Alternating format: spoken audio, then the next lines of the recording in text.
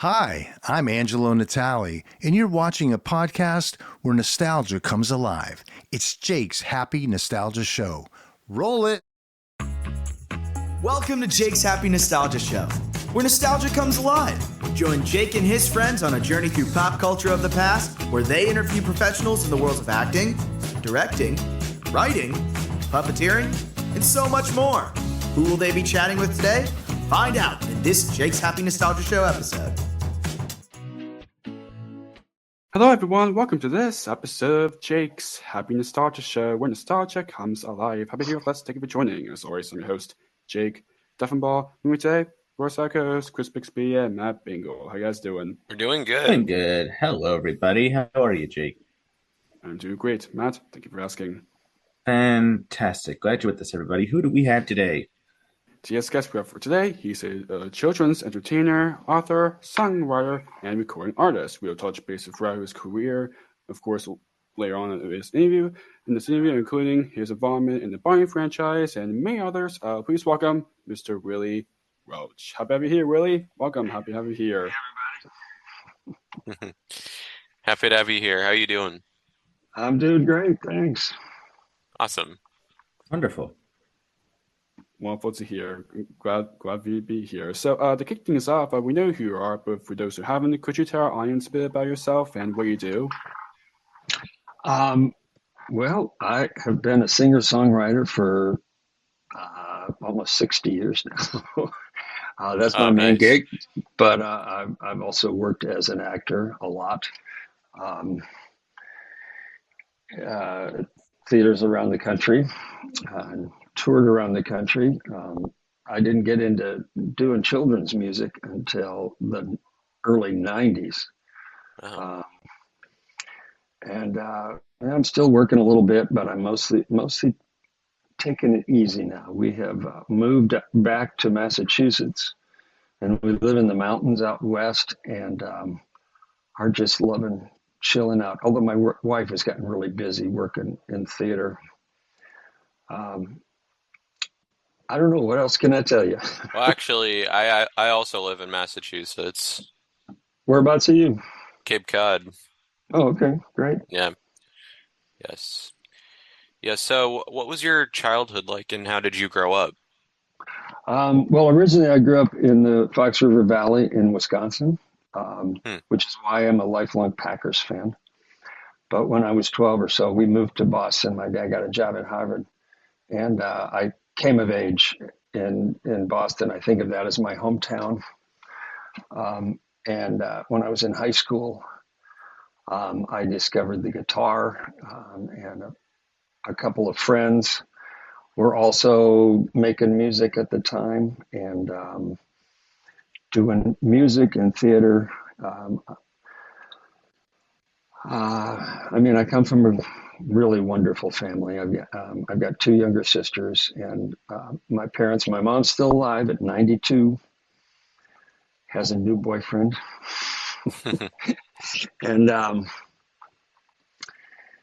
it was interesting how I got involved in that. It was mostly, we sang as a family together all the time. My parents were very good singers, and they, sang in church choir and high school plays and that sort of thing. But they were not professionals. My dad was a scientist, actually, and an athlete and coach. And I ended up not following in his footsteps, but they had me take piano lessons starting when I was 8, although I had been composing on the piano for several years before that, making magnificent noise. I could have been a member of a jam band, I think. And so I started taking lessons, and I took lessons for about 4 years, and then I discovered the guitar. And then one day on the piano, I wrote a song, which I took to the drama club at Natick Junior High and sang on the piano. And I was in a show there were 3 guys in it and about 20 girls. and I played this love song for Emily Rosenthal, and all the girls went, ooh. And I thought, ooh, this is better than being a football star. I got to do it. So I started writing songs. I was really compelled to write songs. And so I began writing solo stuff, but performing with the guy who was probably my best friend at the time. His name is Billy. Professionally, he's known as William Finn, and he's a Tony Award-winning Broadway composer. Oh, nice. Who lives up here now again, up north of me in Williamstown. And we were trying to be like the Simon and Garfunkel of Natick High School. We played our guitars and sang songs. First time I made money singing was with Billy. We got hired at his temple. We played at Temple Israel and sang for the B'nai B'rith at 15, and we made $25, I think it was. It was a windfall. I thought, I like this. So I was doing that, and as well as doing plays at school and musicals, and just got involved in that. Nice. That's great. So I'm kind of curious. In a way, were there any like musical artists you took the most influence from? There were a bunch. The first one I was aware of was a group called the Kingston Trio. It was one of the first records my parents bought, was their first hit, which would have been about 1958, I think, somewhere in there, called Hang Down Your Head, Tom Dooley. It was a mournful lament from the Appalachian area. And we had a record of theirs, and I loved them. And the other big influence at the time was Tom Lehrer. Do you know Tom Lehrer? I don't think so, no. He was actually also a Harvard professor. And I think he was in the math department, but he was a piano player, and he wrote funny topical songs that I just loved. I still love them. In fact, last year I did a cabaret review with a bunch of friends of ours here as a fundraiser, and I sang his song, which is called Poisoning Pigeons in the Park. So he was a huge influence. And then Peter, Paul, and Mary were the next influence on me. Yes. Their first hit was Puff the Magic Dragon, which came out when I was about, when was that? I must have been 11. That's a classic, yeah. Yeah, and which was weird because years later I got to meet them and they recorded one of my songs. It was like heaven, a dream coming true. And then rock and roll hit and the British invasion. And my rock and roll influences were one, the Byrds. First album I ever bought was the Byrds, and the Kinks, who I still think are the greatest rock and roll band that ever lived. And over the years, I saw them 7 or 8 times. They were the best. I saw the Byrds maybe three times.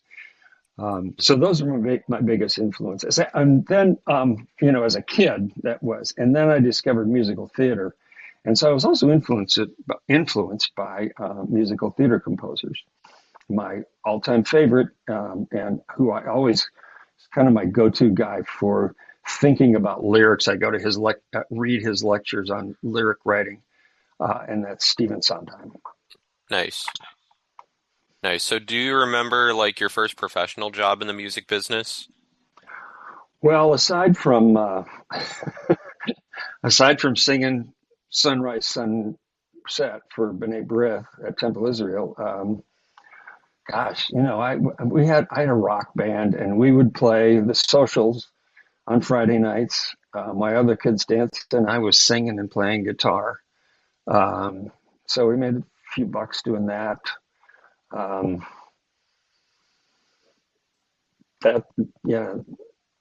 For me, it's the singing and the songwriting didn't really become a business for a long time. It was mostly an avocation as I was trying to pursue theater. I went to Boston University and got a degree in acting, and started off in the theater,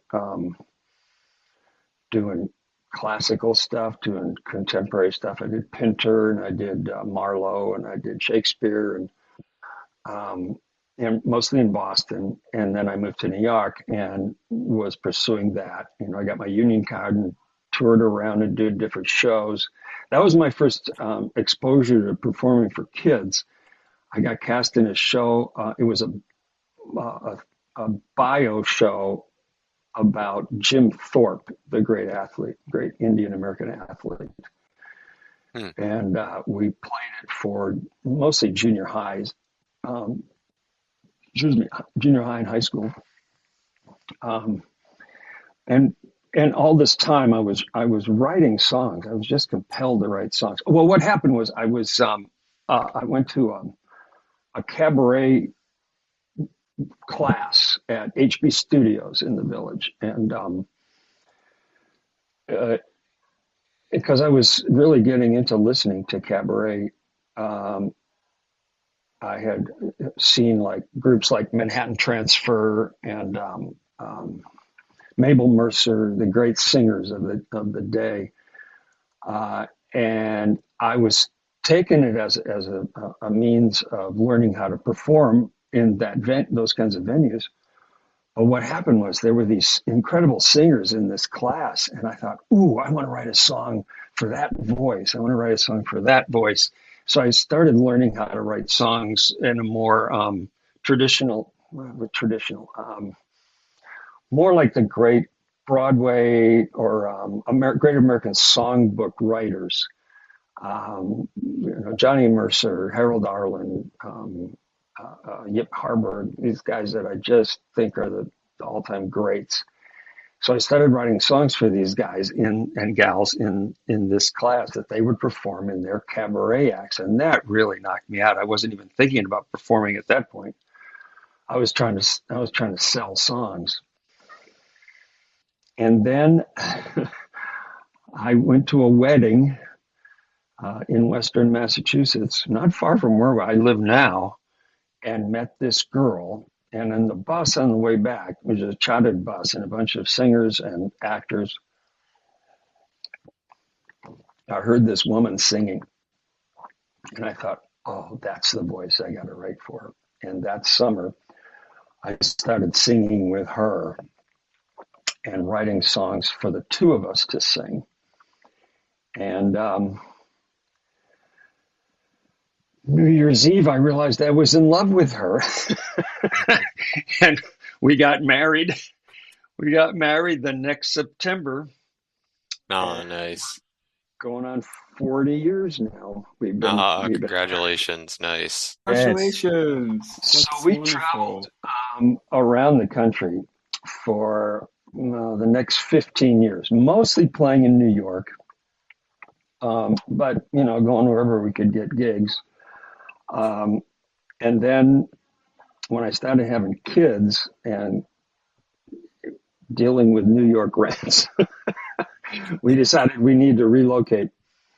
And so we moved to her hometown. My wife, Wendy, grew up in Dallas, Texas. So we moved to Dallas, Texas, because the kind of music we were singing at the time was, I would call it country folk / gospel Americana. We sang in the cabarets in New York, but we were kind of an anomaly there. People would go, oh, I didn't know I liked country music, that kind of thing. Or I didn't know I liked gospel songs. I remember Lewis Black was our MC at the club we played at regularly, the comedian. And he said, you got any more of those Jesus songs? Those are something.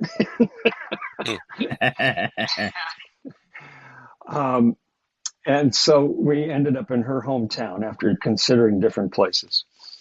And that was a good place for us to be because it was centrally located in the country for travel. And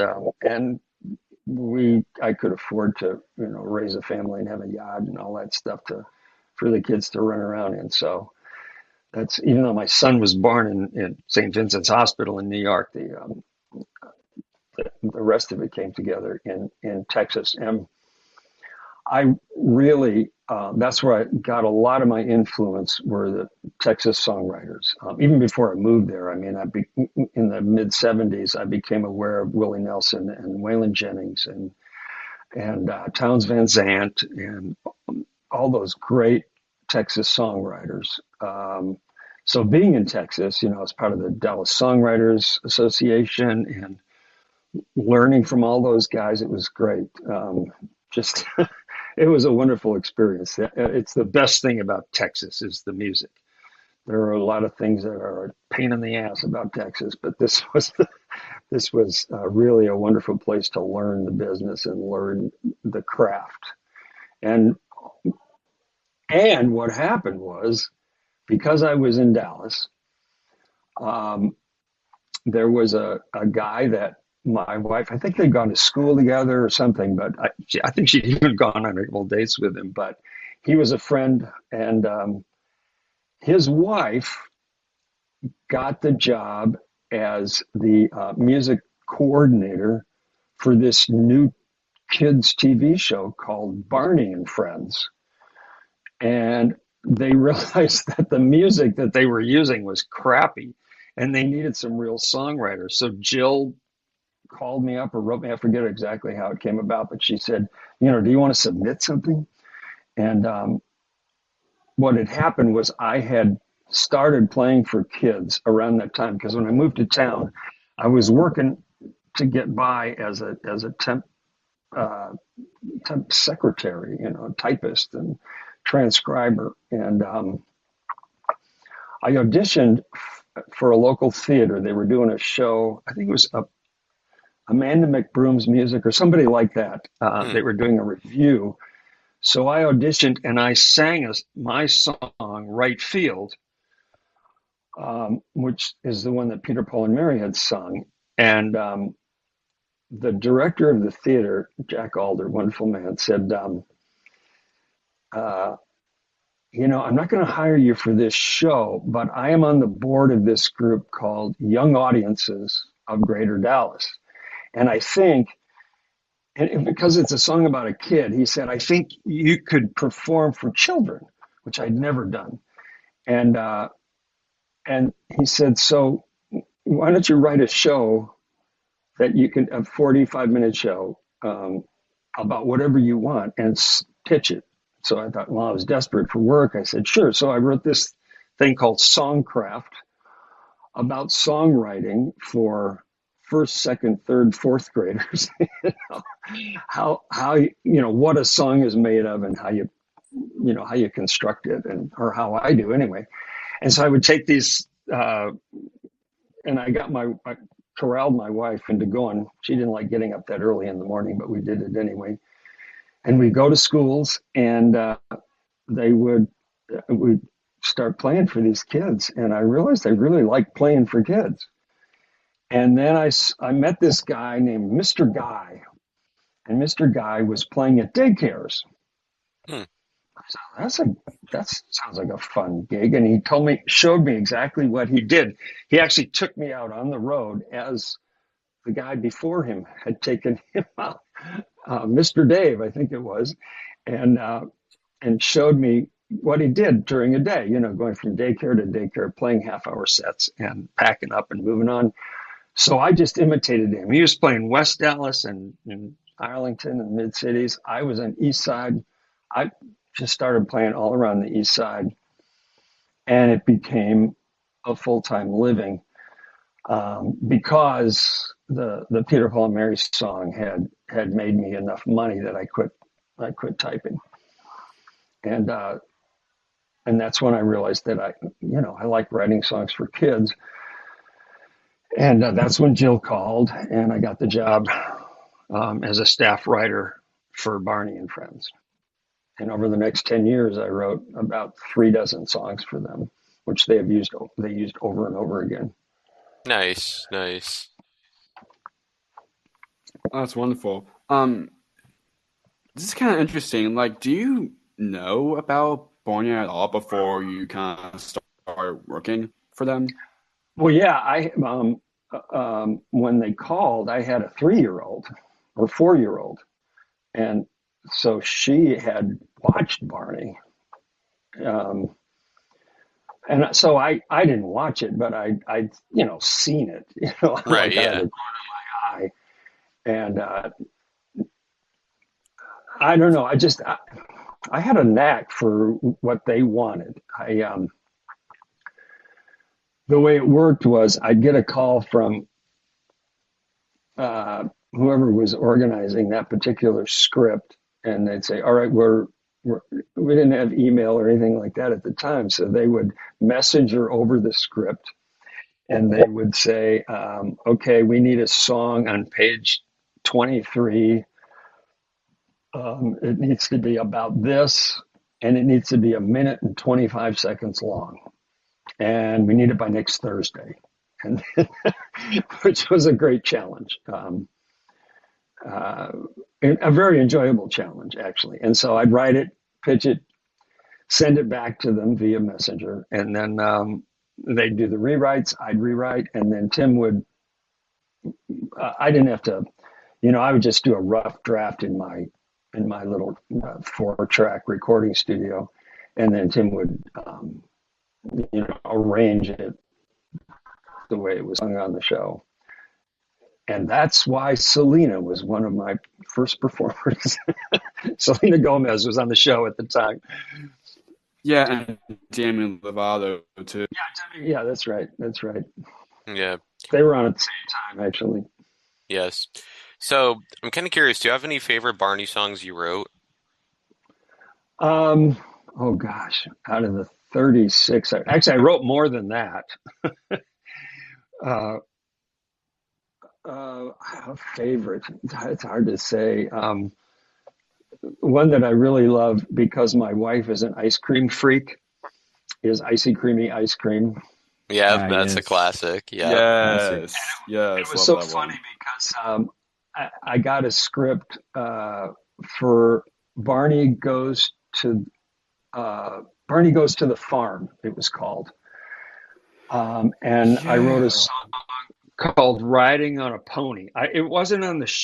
I think it was a separate video. It wasn't a broadcast thing. Right. It was like one of the videos that you buy. And my wife got cast as the farmer's wife. Yeah, And as so Mrs. Dooley. Yeah. That's right. my wife was Mrs. Dooley. Yes, and actually I auditioned for Mr. Dooley. And yeah, she was Farmer Dooley's wife. And so when she came home from work that day, she had gone up to it was actually an outdoor set. And I said, "So did you sing my song, Riding on a Pony?" She said, "No, I sang a song called Icy Creamy Ice Cream." I said, "Oh, well, I wrote that last year for another video." But she sang it anyway. They reused it. They did that a lot. They would reuse the songs. Right. Yeah. Yeah.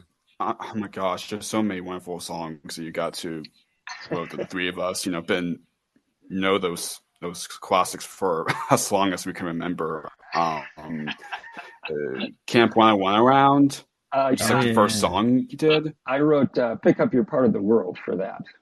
That's nice. one of my Yes. Actually, "Pick Up Your Part of the World" is one that I still perform when I play for kids because it's got a great message in it. Nice. Yeah, Oh, yeah. and then Great. then they did the Barney movie. Yes. Yeah, Barney's Great Adventure. Oh, yeah. Mhm. Yeah, and so they asked me to pick. Now it was a separate entity, basically a whole different musical crew, but they allowed me to pitch songs. So I think I got the script, and I think I wrote 3 songs for it, and they didn't use any of them, which really bummed me out. But I got the songs, and so I I still sing some of those when I perform, and I Yeah. put them on my albums. Yeah. Another Barney song I remember because they used this one a lot too was "I Put a Smile On." Oh yeah, that was one of mine. But now the way it worked for me was I would be in my studio writing, and running, things through, and I'd get a melody, and then I'd go for a bike ride to finish the lyrics in my head. And Yeah, that reminds me of and riding on a bike. yeah, I didn't write one of those. I didn't write a song about biking, I don't think. But anyway, when I'd get home, my little girl, I would hear her singing what I had been writing, and I thought, okay, that worked because it's catchy enough for her to pick it up and sing it. Yeah. What did I do? I did Ducks on the Pond. Oh yeah, that one. Yeah. Gosh, what do we see at the zoo? Circus Yeah, Circus comes to Colors town. Make Me Happy. Yeah, Right. Colors Make Me Wait. Happy. That's a good one. yeah. Look at Me, I'm Dancing.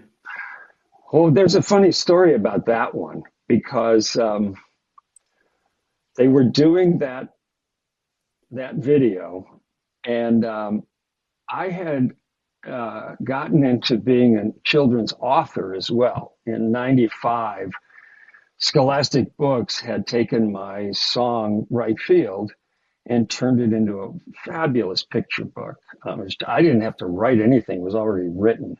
And they just added incredible illustrations by one of the greatest children's illustrators of all time, a guy named Marc Simon. And so I started writing other children's books, and I got a couple published. And one of them I did with Childbridge Publishing was called Dancing with Daddy. Right. We just got mentioned in that video, We Meet Dance With Me video. That's right. I know, but see, those were two separate departments. And so I get a call from one department saying, would you write a song about dancing? And I wrote, look at me, I'm dancing. And then I get a call from another department, the rights department, saying, can we use your book in this video? I said, sure. I mean, I'm already in the video. Oh, really? They had no idea that I was a writer for the show. That's funny. That's funny. Everybody's Got Feelings. I don't think I wrote that. I'm not sure. There are some that like in your Okay, Trevor who's in the Brian Wiki put those songs. Yeah, I tried to go through and remember all the ones that I wrote because, like I said, I would get the assignment and I'd write, and then a week or two, the ordeal would be over, and then I'd never hear of it again because by that time my kids were too old and to watch the show, and I didn't know when it was coming out or anything. I was just sending the stuff in and having it played, and getting the check, which was the best part for me. Nice. Awesome. Interesting. So moving on from Barney, your song Right Field, first recorded by folk group Peter, Paul, and Mary. How did that song come about?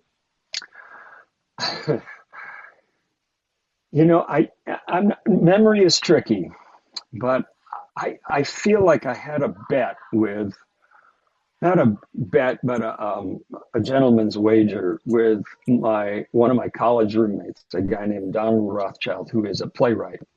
That we could write something about baseball because we both loved baseball, loved sports in general, and he wrote a play called Milking the Bull, and I wrote Right Field, and it was one of those things where I wrote it and thought, yeah, okay, that's nice, and I put it in a drawer and didn't think about it.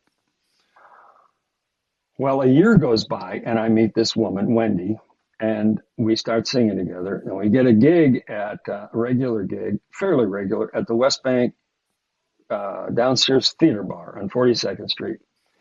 And we do a set, and we were just new together. And then one time they said, okay, can you play on Saturday night and play 2 sets? And we thought, sure, but we had to come up with songs.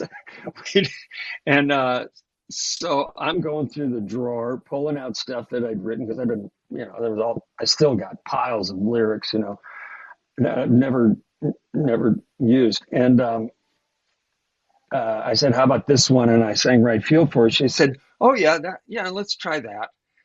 So that Saturday night, and during the second set, when everybody's had a few drinks and they're pretty loose, it's like 11:30, 12 o'clock, and I pull out Right Field.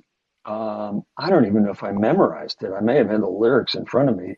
And I sang the song, and the place went nuts. I was so taken by surprise that they loved this song. Oh, okay. Because I could see the flaws in it. At the time, I didn't think it was all that great. I thought it was okay. They went nuts. And so I kept getting requested. And one day, a friend of ours, actually a priest from our church, is also a banjo picker, and we went over to his house for dinner, and he said, "Hey, let's jam." And so we were playing. He was playing the banjo, and I was playing guitar, and he said, "Teach me that Right Field song. I like that." I said, "Sure." So I taught it to him, and about, I don't know, 2-3 months later, I get a phone call from him. Well, it turns out his dad, who was a famous author, was friends with Peter, Paul, and Mary. They had a summer house right near Noel Stuckey's house in Maine. And so Bobby had known him since Bobby was 10 years old. And he had shown Noel my song that he had just learned from me. And Noel loved it. And at the time, he was singing around as a solo act. And then that spring, Peter, Paul, and Mary got back together again. And I get a call from Noel Stuckey, my hero, who not only was that first Peter, Paul, and Mary record with Puff on it and Blown in the Wind and Don't Think Twice. But when I was 16, the first date I ever went on, I borrowed Dad's Pontiac and took Nancy Ambler to the Carousel Theater in Framingham, Massachusetts, to see Peter, Paul, and Mary. And so now I'm getting a call from him. He comes over to the house, and we talk about publishing and stuff, and they put it on their return album, which is called No Easy Walk to Freedom. And the powers that be decided to make it the first single from the album. So I'm at Shea Stadium on opening day. It's my birthday. And all of a sudden, over the sound system comes Noel, Peter, Paul, and Mary singing my song right before the national anthem. Wow. I stood up. I was there with my wife. I stood up. I said, "Hey, Mom, I made the Major Leagues." It was the best. It was so fun. And the other thing that happened with that was I wanted to hear them sing it. And so we borrowed a car and drove up to Saratoga. They were doing a concert at Saratoga Springs. And Noel sent me a backstage pass. Now, I had met Noel at this point, but not the other two. And so I went to the stage door, and I was talking to the security guard. I said, "I'm here to see Noel Stuckey." And he said, "What's your name?" And I said, "Willy Welch." And at that moment, Peter was walking right behind him, and he spun around. I don't know if you know, Peter is such a sweet man. He said, "Willy Welch, oh, you are one of my favorite songwriters." And he came over and gave me a big hug. That's just the kind of guy Peter is. Wow. And I sort of spluttered, "Yeah, but you're one of my favorite songwriters." It was great. It was great fun. So wow. The other thing with that song, my other favorite story about it, I mean, where I really made the money was when they turned it into a TV commercial. I mean, PB&M, royalties were nice, but it was nothing I could live on. When they made it into a Pizza Hut commercial and put it, aired it nationally, put it on the Super Bowl, played it during the World Series, it was just like, oh my God. That's when I was able to quit my job. And then it turned into the book. And it was Wendy's grandmother, who at the time was about 87. She said, well, Willie, she's from East Texas. Well, Willie, I swear that ball just keeps falling in your glove.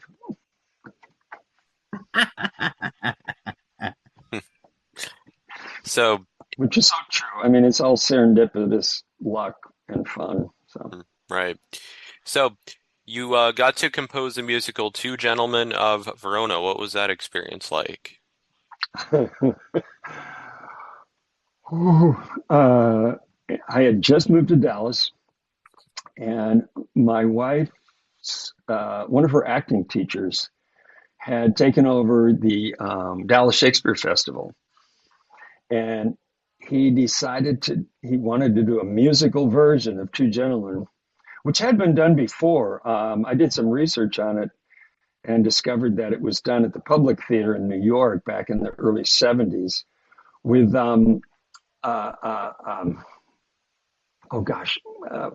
what's his name? The guy from The Fly, Jeff Goldblum was in that production at the theater. Anyway, he wanted Dale, who was doing the Dallas Shakespeare Outdoor Shakespeare Festival.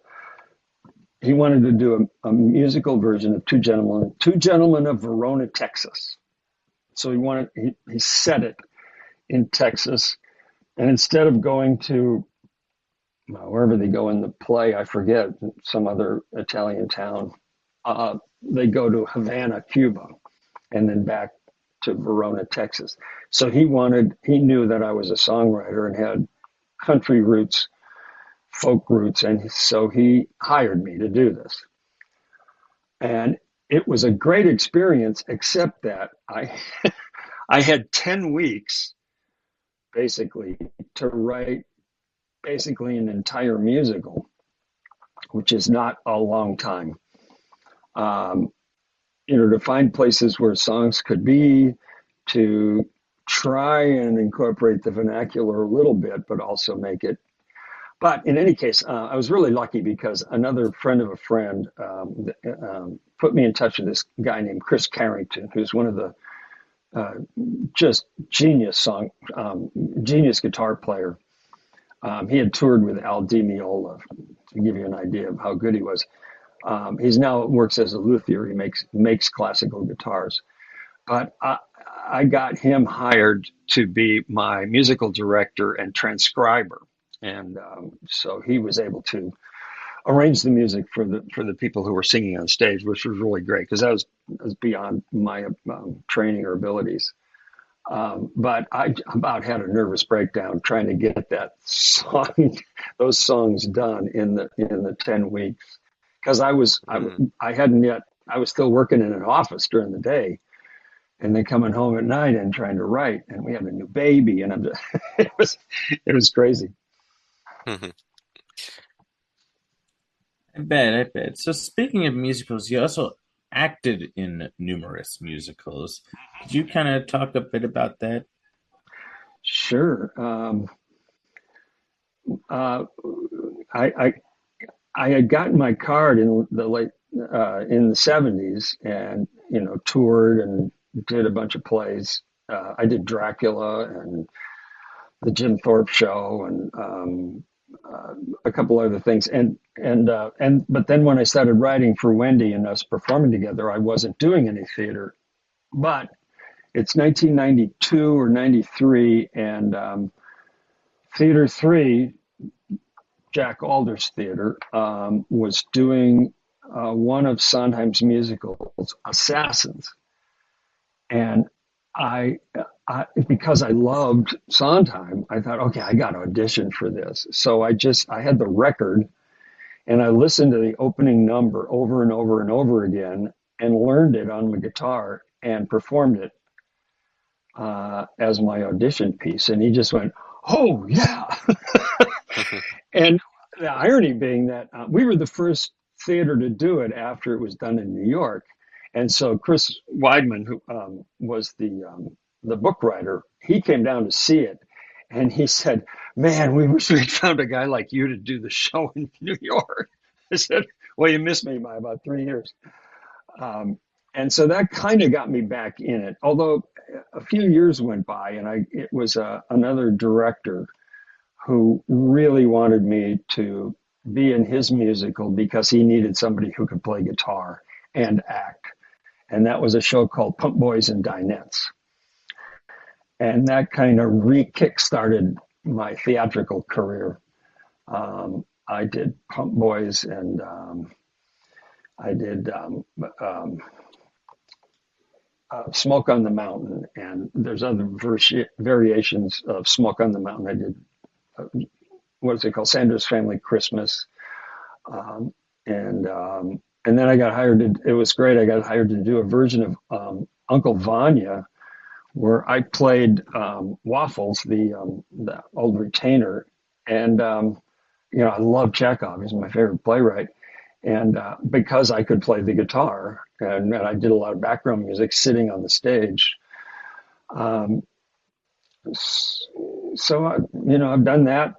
I did a show about Patti Page. It was a jukebox musical. Patti Page, the great singer from Oklahoma, who actually performed the very first song I ever sang as a kid. I was 2 or 3 years old, and she wrote "How Much Is That Doggy in the Window," which you may or may not have heard of. I don't know.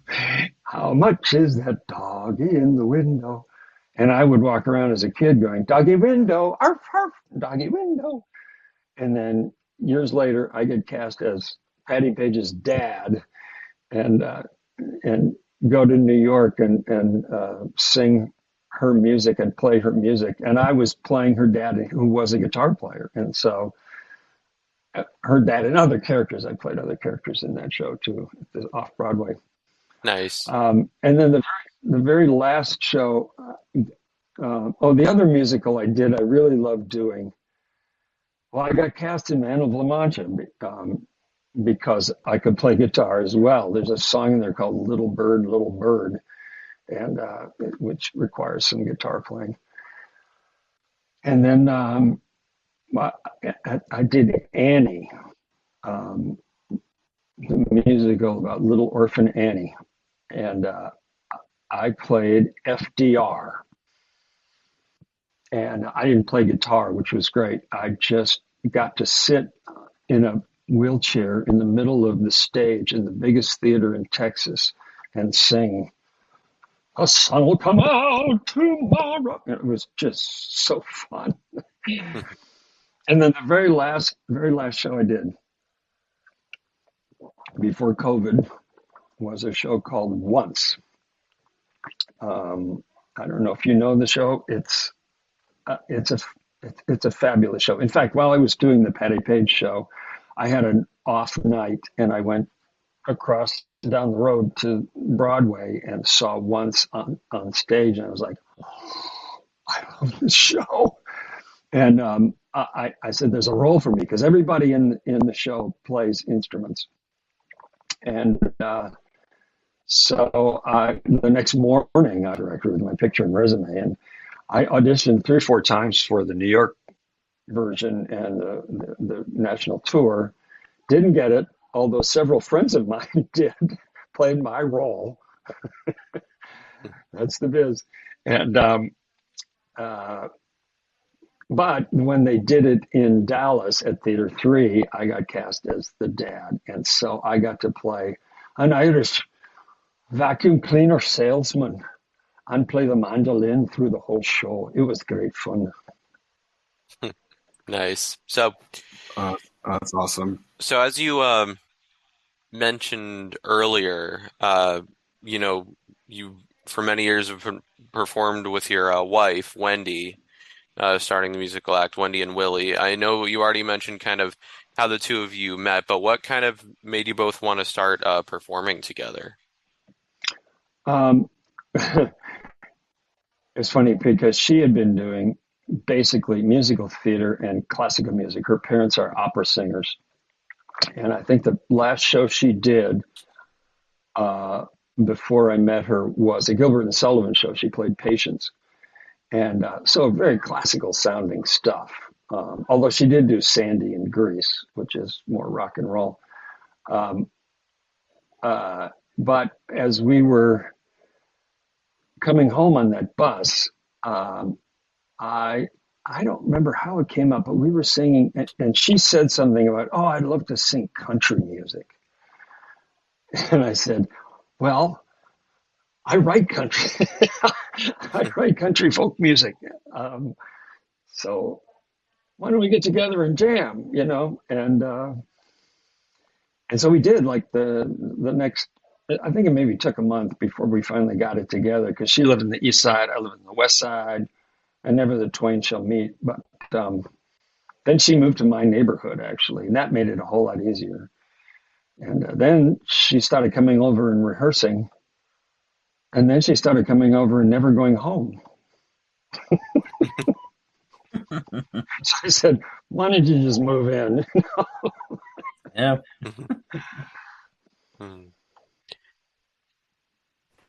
That's great. So kind of going to the same like topic with regards of you and Wendy working together. Of course, you both kind of got to record 3 albums together. Can you talk a bit about those and what was it like, you know, for you both, you know, kind of doing those together? Yeah, it was scary at first. It was 1986, and we'd been singing together for about 2.5 years, and there was a couple at church. He is a fabulous musician, mostly jazz musician, named Peter Moffat. And although he has a very eclectic background, he plays piano, flute, and cello mostly, but he's one of those guys who can play anything. And he and his wife were big fans of ours. His wife was an artistic director for Sports Illustrated at the time, or photo editor. And so they said, we think you should do an album. I went, how do we pay for this? They said, well, I don't know, just ask around. So I went to this couple that were also big fans and friends of ours, Larry and Betsy Rodman. And I said, would you guys, he worked for a big bank in New York, so I knew they had more money than we did, you know. And I said, would you guys be interested in like giving us some seed money so we can make a recording? Yes. I was like, oh. And because they were so positive, it was easier to go to the next person and the next person. And, my uncle and my parents and Wendy's aunt. And so basically we scrounged up about 10 investors who gave us a couple grand each. And we were able to do the album for about 20 grand at that time. God knows it would cost more now, but we were doing it on 2-inch tape. And it was a great experience. We worked at one of the best studios in town. It was Calliope Studios on 39th Street, up on the top floor. And so the window, the view from the studio was spectacular. And one of the songs, at least one, has a whole chorus in it. And we just invited all our friends to come in, and we paid them with pizza and beer to sing, to be the chorus. And the other fun thing about that was our engineer, Chris, one day, he said, I work on your album about half the time, and then I work on another album the other half the time. So we're here doing this country folk song, right? And country folk music. And he said, you want to hear what I'm doing in the other studios, a smaller studio right next door, where he said, I'll give you a rough mix of what I'll be working on tonight with this 18-year-old girl from the Bronx. We go in and it's rap music. And we're going, yeah, that's not us. That's, we're so white bread. What the hell? And it was a 18-year-old girl from the Bronx named Queen Latifah working on her first album at the same time we were working on our first album, which is so fun. Wow. Nice. That's great. Interesting. So you had mentioned churches a moment ago. You both also toured in various locations, clubs, camps, churches. Overall, do you have any favorite locations you've gotten to perform at over the years? Yeah. My favorite is what are called listening rooms. Because you play in so many weird situations. Sometimes you don't even feel like people are listening. I remember one of the first gigs we did was on a Gray Line boat going around Manhattan Island on the Hudson River and the East River. Oh, People were nice. hardly paying attention, that kind of thing. But in terms of performing, I really like small folk clubs. We played at the Bitter End on Bleecker Street and Gertie's Folk City on Washington Square. Those were great. And then in Dallas, probably my all-time favorite performance venue I've played probably half a dozen times is a place called Uncle Calvin's. And it's only open on Friday nights, and it's at a church, but folk country musicians from all over the place play there. It's a place to be heard in Dallas.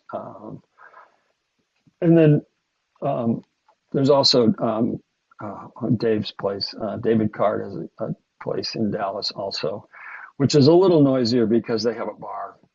Uncle Calvin's is just a listening room. People have coffee and maybe a dessert, but they're there to hear words and music. And those are my favorite kind of places.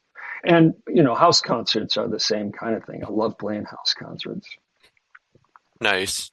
So, as we're getting close to wrapping up, I want to bring up one of your latest projects, which was Tune Casserole, the album Tune Casserole. How did that come about?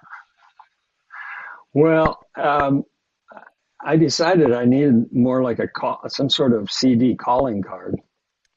And so I took all these tunes that came from different sources. So it's like a greatest hits album, actually, or my favorite songs album is a better way to call it.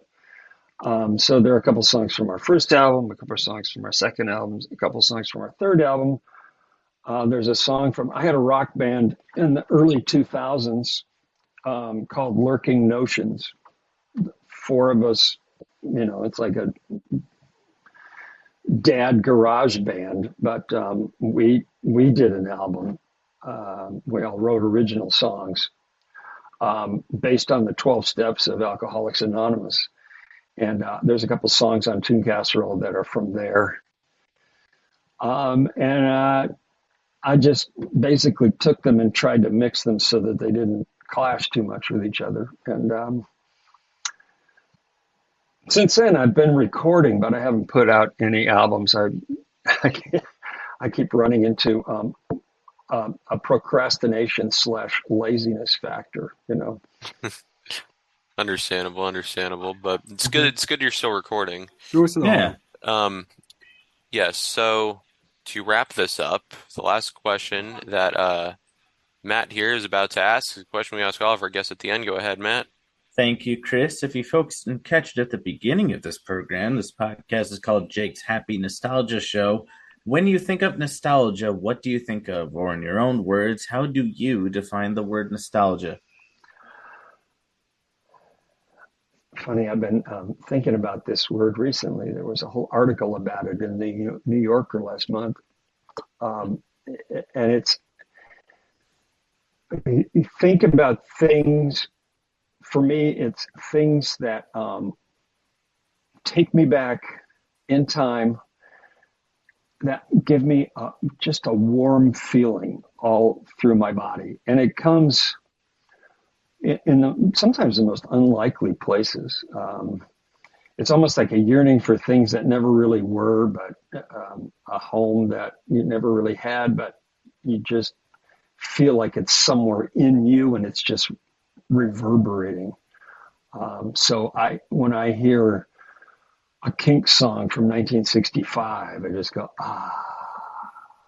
or if I hear Lou Christie's Lightning Strikes, all of a sudden I remember kissing Janie Zimmerman at Carrie Bachnick's bat mitzvah party. That's, just, that was so nice. Nice. Great words to end on. So thank you really again for taking time to do this. It means a blast for what you've done over the years, especially in the for your involvement in the Barney franchise, for writing a lot of amazing songs. It means a lot for what you've done. Be a part of our lives anyway, which means very much. And keep up the great work of what you're doing now. I can't wait what's next in store, and have more albums coming later on, and we'll see from there. Thanks for having me. Yes. Appreciate it. Keep in touch, Willie. I'll let you know when this goes out. Absolutely. Okay. Thanks, guys. Yes, you're welcome. Our pleasure. Enjoy the rest of your day. Welcome. All right. Adios. Yes. Bye, Willie. It's goodbye from us as well. We absolutely enjoyed our time with Willy Welch. Links to his website will be in the description down below for people to connect or check out his work. But it's goodbye from us as well. Keep on the lookout for more interviews coming your way. And as always, what do we say, Jake? Keep nostalgia alive. Take care, everyone. See you next time. Take care. Bye. Bye. Bye. Thank you for tuning in to another wonderful Jake's Happy Nostalgia Show episode. Be sure to follow Jake and the Happy Nostalgia team on social media, check out our website, and stream the show wherever you find your favorite podcasts. And as always, remember to keep nostalgia alive. Bye-bye.